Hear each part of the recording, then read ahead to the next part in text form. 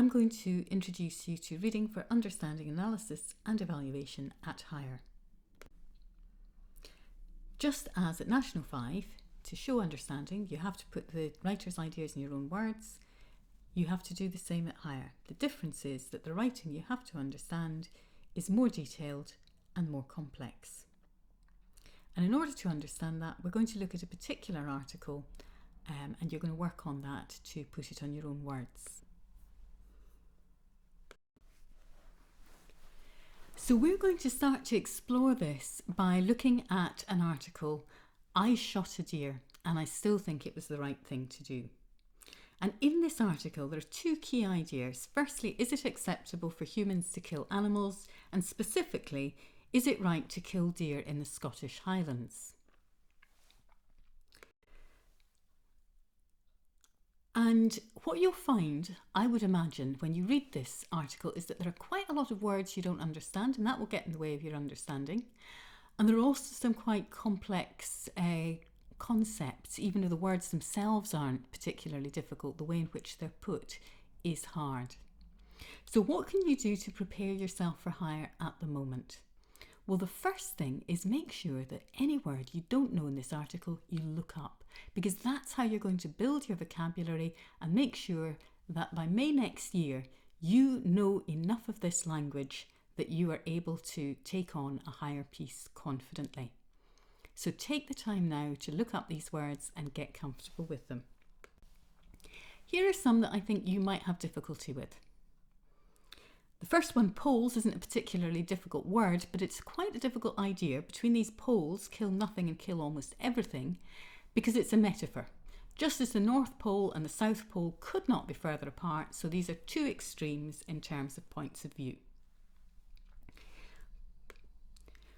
But what about pragmatic or maximising, diversity, abundance? Do you know what all these mean? An activist. What exactly is an activist? And what does alleviate mean? So if you're not sure, look them up.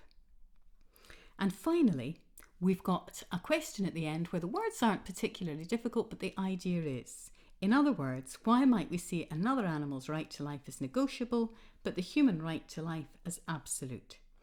So it doesn't matter what kind of person you are, whether you're in pain, whether you're a nasty, selfish person that's a blight on the world, or whether you're a really good, kind person, whether you're handicapped, whether you're disabled in some way, you have an absolute right to life and nobody can decide that you should die. Whereas with an animal, we might have a different point of view. We might say, nice little animal, but I'm hungry, so that animal has to die. Or we might say, this animal is a threat to human beings, perhaps a dangerous dog, or in some countries it might be a leopard, or a lion, or a tiger, or an elephant that's destroying human beings and crops, and we might decide, well, actually we've got a right to kill that animal because it's a threat to human beings. So, yes, we don't believe we should go around killing animals just for the fun of it, but we do believe there are circumstances where it's a right for us to do that. We don't have the same view about human beings. And why is that? How can we defend that point of view? So what I'd like you to do in this exercise is to read the article, put the ideas of the writer in your own words where you're asked to do so through the form. I will be reviewing this because although I've put correct answers in, it's very unlikely you're going to pick the exact words that I've chosen in order to explain your ideas. So I'm going to have to review that manually. So you won't get feedback right away, but you will get it as soon, within a day or so of having submitted it, if you submit it. And I think you will find that this is a big step up from National 5. But it will get easier. And obviously at this point, what I'm really looking at is for people to show me how comfortable they're going to be with language at this level. If it's hard at the moment, we can fix it.